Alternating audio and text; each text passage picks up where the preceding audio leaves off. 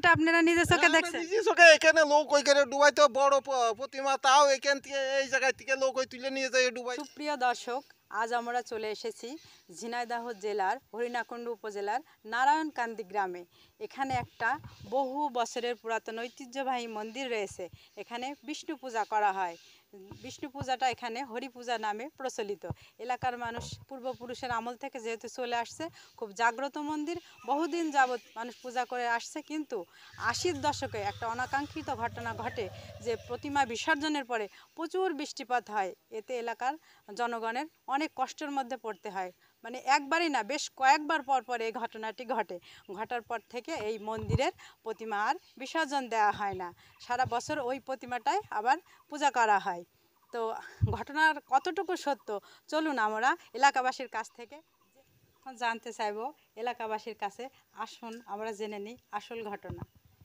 আচ্ছা, ৮০-র দশকে এখানে যে ঘটনাটি ঘটে আর কি, যে এই ঘটনার একই প্রতিমা বহু বছর ধরে পূজা হয়ে আসছে, তো পূজা বিসর্জনের ফলে যে ঘটনা ঘটেছিল এটা কতটুকু সত্য আপনি যদি একটু বলেন।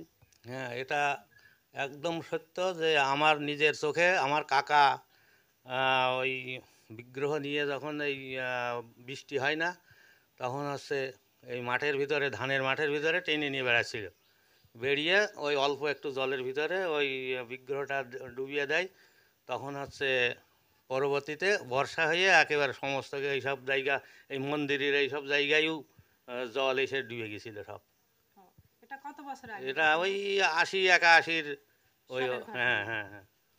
তারপর মন্দির সম্বন্ধে যেটা শুনলাম, এই ঘটনা কতটুকু সত্যি আপনি যেটুকু জানেন অবশ্যই আমাদেরকে জানাবেন। আমি বিয়ে হয়ে আইসি বোধ হয় ৬০ বছরের বেশি। তাই সে দেখছি যে পূজা হচ্ছে, হয় বছর বছর হয়।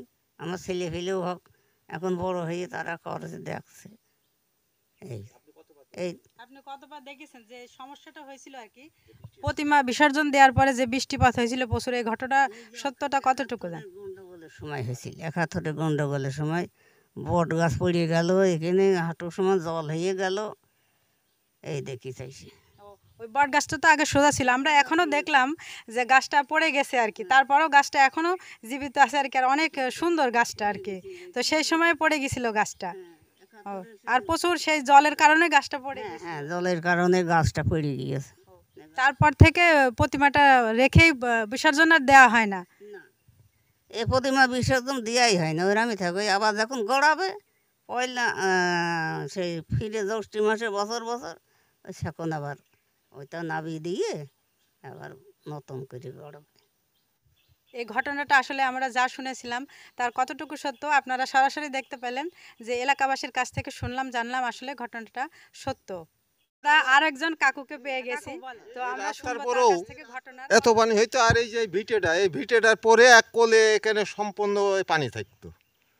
৭১ সালে তো ছিল, তারপরও প্রত্যেক বছরে রাস্তা পার হইয়া এই মন্দির ঘরের এখানে সবসময় পানি থাকতো।